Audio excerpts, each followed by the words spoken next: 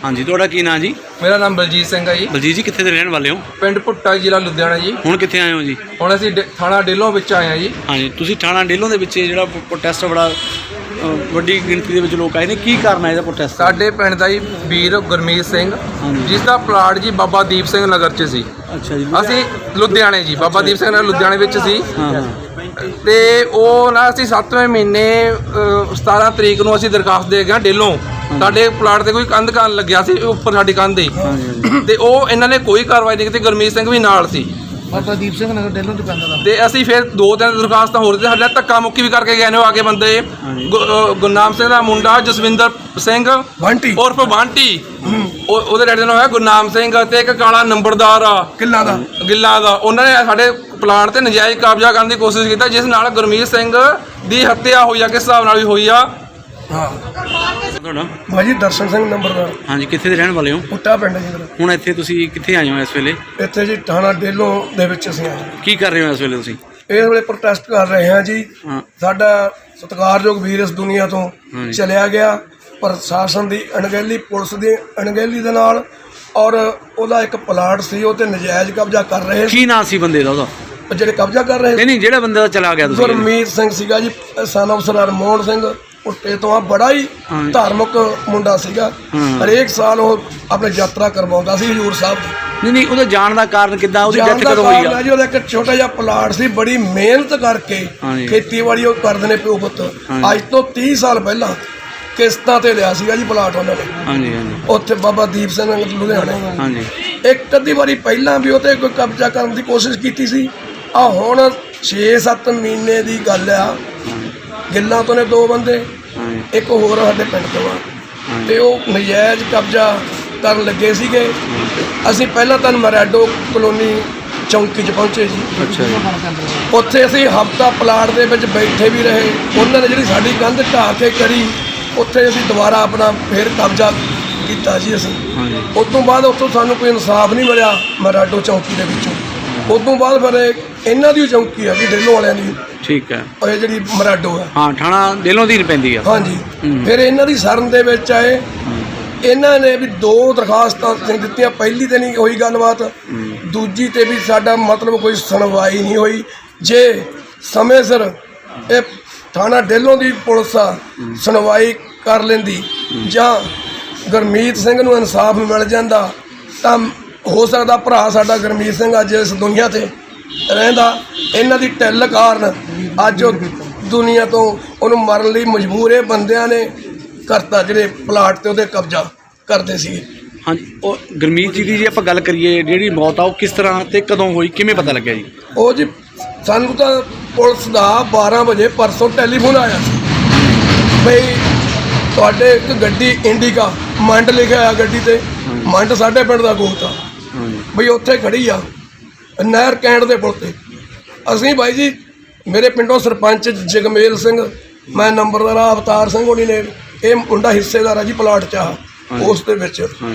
ਇਹ ਜਦੋਂ ਅਸੀਂ ਗਏ, ਸਾਡੇ ਜਾਣ ਤੋਂ ਪਹਿਲਾਂ ਪੰਜਾਬ ਪੁਲਿਸ ਗੱਡੀ ਨੂੰ ਲੈ ਆਈ, ਜਦੋਂ ਕਿ ਸਾਡੀ ਕਸਟਡੀ ਦੇ ਵਿੱਚ ਗੱਡੀ ਖੋਲ੍ਹਣੀ ਚਾਹੀਦੀ ਸੀ। ਉਹ ਮੁੰਡਾ ਬੜਾ ਫਿਰਿਆ ਤੁਰਿਆ ਸੀ, ਐਜੂਕੇਟਡ ਸੀ ਮੁੰਡਾ, ਦਿੱਲੀ ਥੋੜ੍ਹਾ ਬਹੁਤਾ ਟਰਾਂਸਪੋਰਟ ਵੀ ਉਹਦੇ 1-2 ਵਜੇ ਤੇ ਗੱਡੀਆਂ ਕਿਸ਼ਤਾਂ 'ਤੇ ਲਈਆਂ ਹੋਈਆਂ ਨੇ।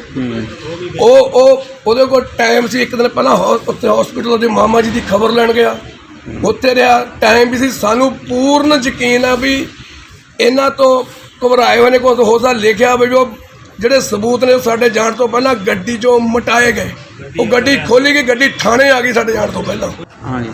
ਤੇ 31 ਤਰੀਕ ਨੂੰ ਗੁਰਮੀਤ ਸਿੰਘ ਹਸਪੀਟਲ ਗਿਆ ਸੀ, ਜੋ ਉਸ ਦੀ ਮਾਮਾ ਜੀ ਦਾਖਲ ਸੀ, ਉਹਨਾਂ ਦੀ ਖਬਰ ਲਈ। ਉਸ ਤੋਂ ਸੈਕੰਡ ਡੇ ਪੁਲਿਸ ਵੱਲੋਂ ਸਰਪੰਚ ਨੂੰ ਫੋਨ ਆਇਆ ਤੇ ਪਤਾ ਲੱਗਿਆ ਵੀ ਇੱਕ ਗੱਡੀ ਲਵਾਸ ਖੜੀ ਆ।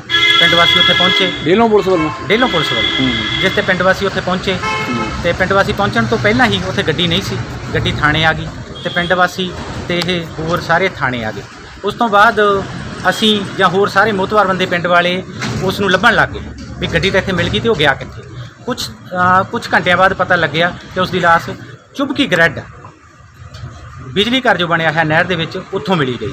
ਫਿਰ ਪੁਲਿਸ ਪ੍ਰਸ਼ਾਸਨ ਨੇ ਉੱਥੋਂ ਜਾ ਕੇ ਉਸ ਨੂੰ ਰਿਕਵਰ ਕੀਤਾ ਤੇ ਇੱਥੇ ਲੈ ਗਏ।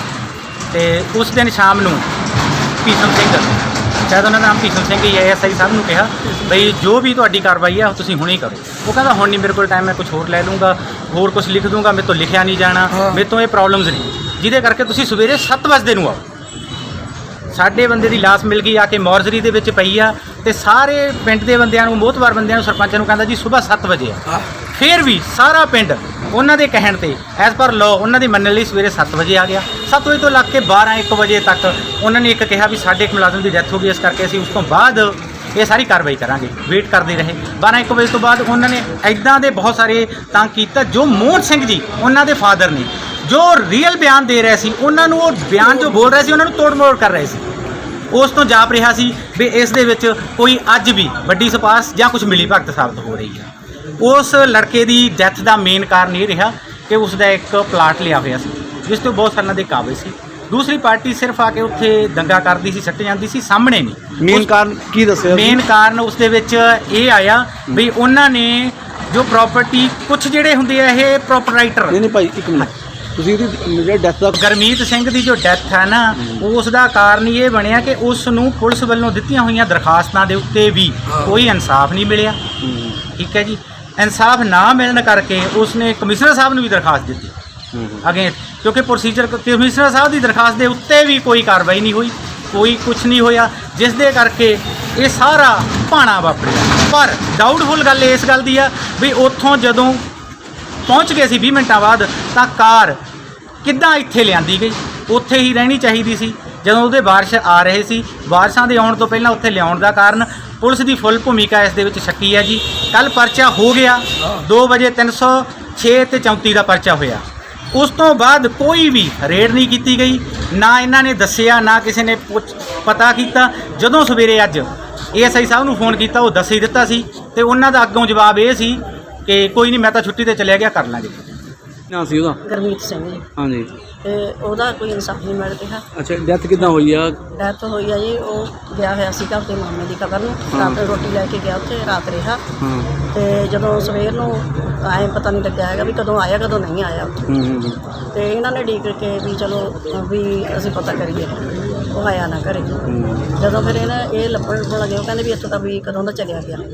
ਇਹ ਲੱਭਣ ਲੱਗ ਗਏ। ਥੋੜ੍ਹਾ ਚਿਰ ਬਾਅਦ ਇਹਨਾਂ ਨੂੰ ਪੁਲਿਸ ਨੇ ਫੋਨ ਕਰਤਾ, ਕਹਿੰਦੇ ਵੀ ਉੱਥੇ ਗੱਡੀ ਖੜੀ ਆ, ਗੁਰਮੀਤ ਸਿੰਘ ਨਾਮ ਆ, ਵੀ ਇੰਨਾ ਨੰਬਰ ਆ। ਹੁਣ ਨੰਬਰ ਚਲੋ ਮੇਰੇ ਨਹੀਂ ਯਾਦ ਹੈਗਾ, ਕੋਈ ਇੰਨਾ ਨੰਬਰ ਆ ਨਾ। ਫਿਰ ਜਦੋਂ ਉਹਨਾਂ ਨੇ ਇਹ ਜਦੇ 15-20 ਮਿੰਟ 'ਚ ਉੱਥੇ ਪਹੁੰਚ ਗਏ। ਇਹਨਾਂ ਨੇ ਜਦ ਨੂੰ ਗੱਡੀ ਲੈ ਵੀ ਆਂਦੀ, ਇਹਨਾਂ ਦਾ ਗੱਡੀ ਚੱਕਣ ਦਾ ਕੋਈ ਕਾਰਨ ਹੈ ਨਹੀਂ ਸੀਗਾ ਉੱਥੋਂ। ਜਦੋਂ ਇਹਨਾਂ ਨੇ ਬੁਲਾਏ ਲਏ ਸੀਗੇ, ਸਰਪੰਚ ਨੂੰ ਬੁਲਾਉਂਦੇ, ਲੰਬੜਦਾਰ ਨੂੰ ਬੁਲਾਉਂਦੇ, ਕਿਸੇ ਹੋਰ ਨੂੰ ਬੁਲਾਉਂਦੇ, ਪਿੰਡ ਦੇ ਪੰਚਾਇਤ ਮੈਂਬਰਾਂ ਨੂੰ ਬੁਲਾਉਂਦੇ, ਸਾਰਿਆਂ ਨੂੰ। ਫਿਰ ਗੱਡੀ ਚੱਕਦੇ ਉੱਥੋਂ, ਮੇਰੇ ਭਾਈ ਨੂੰ ਬੁਲਾਉਂਦੇ ਉੱਥੋਂ। ਤਾਂ ਗੱਡੀ ਚੱਕਣ ਦਾ ਮਤਲਬ ਸੀਗਾ ਵੀ ਅਸੀਂ ਤਾਂ ਇਹੀ ਕਹਿੰਦੇ ਵੀ ਇਹਨਾਂ ਨੇ ਗੱਡੀ ਚੱਕੀ ਆ ਤਾਂ ਮੇਰਾ ਭਤੀਜਾ ਜਿਹੜਾ ਨਾਲ ਰੌਲਾ ਸੀਗਾ ਪਲਾਟ ਦਾ, ਉਹ ਦਿੰਦੇ ਸੀ ਧਮਕੀਆਂ ਨੂੰ ਵੀ ਉਹਨਾਂ ਨੇ ਸਿੱਟਿਆ, ਤਾਂ ਗਈ ਆ ਮੇਰੇ ਭਤੀਜੇ ਦੀ ਜਾਨ। ਨਹੀਂ, ਮੇਰਾ ਭਤੀਜਾ ਇਹੋ ਜਿਹਾ ਹੈ ਨਹੀਂ, ਤੇ ਮੇਰਾ ਭਤੀਜਾ ਦਾ ਦਰਵੀਰ ਸੀ ਬਸ। ਪੁਲਿਸ ਦੀ ਕਾਰਵਾਈ ਬਾਰੇ ਕੀ ਕਹੋਗੇ? ਪੁਲਿਸ ਦੇ ਇਹ ਕੋਈ ਕਾਰਵਾਈ ਨਹੀਂ ਜੀ ਕਰਦੇ ਹੈਗੇ, ਕੋਈ ਸੁਣਵਾਈ ਨਹੀਂ ਹੋਈ ਹੈਗੀ। ਇੱਥੇ ਪਹਿਲਾਂ ਵੀ ਆਉਂਦਾ ਰਿਹਾ ਪਲਾਟ ਬਾਰੇ, ਜਦ ਵੀ ਇਹਨਾਂ ਨੇ ਕੋਈ ਸੁਣਵਾਈ ਨਹੀਂ ਕੀਤੀ ਹੈਗੀ, ਤੇ ਹੁਣ ਵੀ ਸਾਡੀ ਕੋਈ ਸੁਣਵਾਈ ਨਹੀਂ ਹੋ ਰਹੀ ਹੈਗੀ। ਦਵਾਉਣਾ ਹੈਗਾ ਵੀ ਅਸੀਂ ਜੋ FIR ਕੀਤੀ ਹੈਗੀ ਆ, ਉਹ ਔਨ ਮੈਰਿਟ ਫੇਅਰ ਕੀਤੀ ਹੈ ਬਿਲਕੁਲ। ਉਹਦੇ ਵਿੱਚ ਕਿਸੇ ਦਾ ਕੋਈ ਦਬਾਅ ਜਾਂ ਕਿਸੇ ਦੇ ਕਹਿਣ 'ਤੇ ਅਸੀਂ ਨਹੀਂ ਕੀਤੀ ਜੀ। ਜਿਵੇਂ ਤੁਸੀਂ ਸਾਨੂੰ ਲਿਖਾਇਆ, ਜੋ ਅਸੀਂ ਉਸ ਮੁਤਾਬਕ FIR ਦਰਜ ਕੀਤੀ ਹੈ ਤੁਹਾਡੀ। ਉਹਦਾ ਪੋਸਟਮਾਰਟਮ ਕਰਵਾਇਆ। ਪੋਸਟਮਾਰਟਮ ਰਿਪੋਰਟ ਹਜੇ ਆਉਣ ਵਾਲੀ ਪੈਂਡਿੰਗ ਹੈ ਸਾਡੀ, ਉਹ ਕੱਲ੍ਹ ਤੱਕ ਸਾਨੂੰ ਮਿਲੇਗੀ, ਕਿਉਂਕਿ ਅੱਜ ਸੰਡੇ ਹੋਣ ਕਰਕੇ ਕੱਲ੍ਹ ਪੋਸਟਮਾਰਟਮ ਡਾਕਟਰਾਂ ਨੇ ਕੀਤਾ, ਕੱਲ੍ਹ ਤੱਕ ਪੋਸਟਮਾਰਟਮ ਰਿਪੋਰਟ ਆਏਗੀ।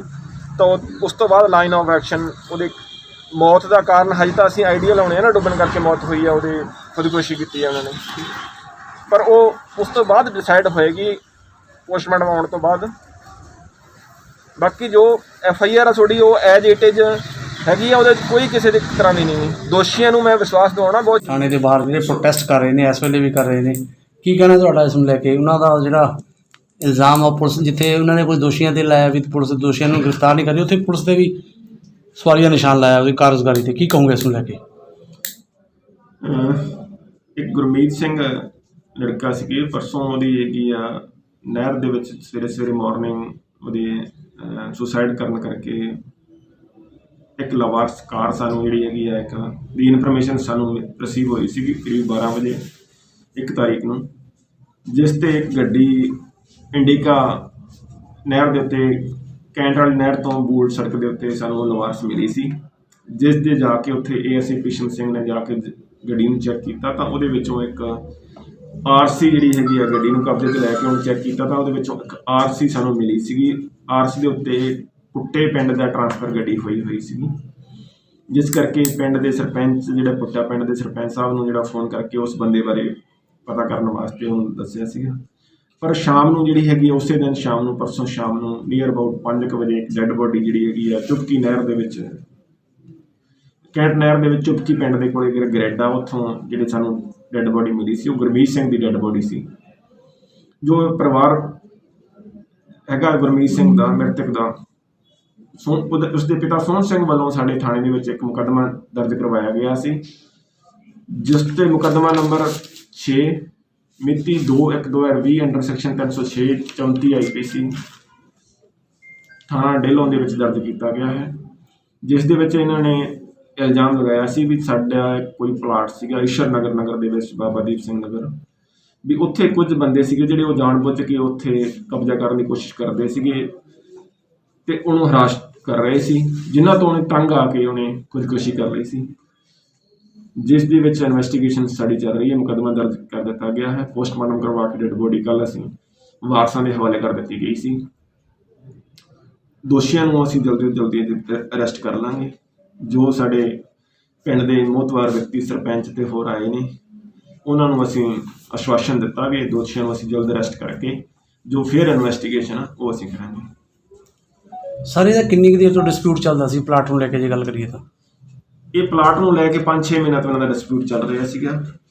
ਇੱਕ ਪਾਰਟੀ ਸੀ ਜਿਨ੍ਹਾਂ ਪਾਰਟੀ ਨੇ ਵੇਚਿਆ ਹੋਇਆ ਸੀ ਇਸ ਪਾਰਟੀ ਨੂੰ, ਇਹ ਇਹਨਾਂ ਦੇ ਦੱਸਣ ਮੁਤਾਬਕ ਉਹੀ ਪਾਰਟੀ ਕਹਿ ਰਹੀ ਸੀ ਵੀ ਅਸੀਂ ਇਹਨਾਂ ਨੂੰ ਪਲਾਟ ਨਹੀਂ ਵੇਚਿਆ ਹੋਇਆ, ਜਿਸ ਕਰਕੇ ACP ਸਹਾਇਕ ਜਿਹੜੇ ਹੈਗੇ ਦੱਖਣੀ ਸਰਦਾਰ ਜਸ਼ਨਦੀਪ ਸਿੰਘ ਗਿੱਲ ਉਹਨਾਂ ਕੋਲ ਇਸ ਪਲਾਟ ਸੰਬੰਧੀ ਇਨਕੁਆਇਰੀ ਜਿਹੜੀ ਹੈਗੀ ਆ ਪੈਂਡਿੰਗ ਚੱਲ ਰਹੀ ਹੈ।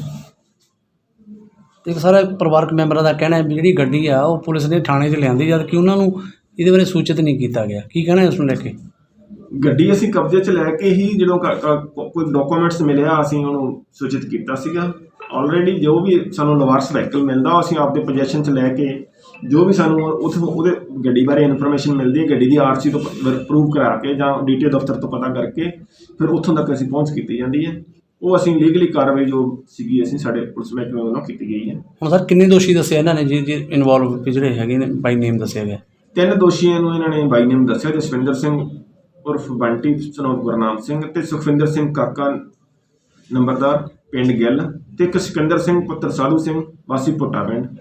ਜਿਹੜੇ 3 ਦੋਸ਼ੀਆਂ ਨੂੰ ਦੱਸਿਆ ਹੈਗਾ ਉਹਨਾਂ ਨੂੰ ਅਸੀਂ ਜਲਦ ਗ੍ਰਿਫਤਾਰ ਕਰ ਲਾਂਗੇ।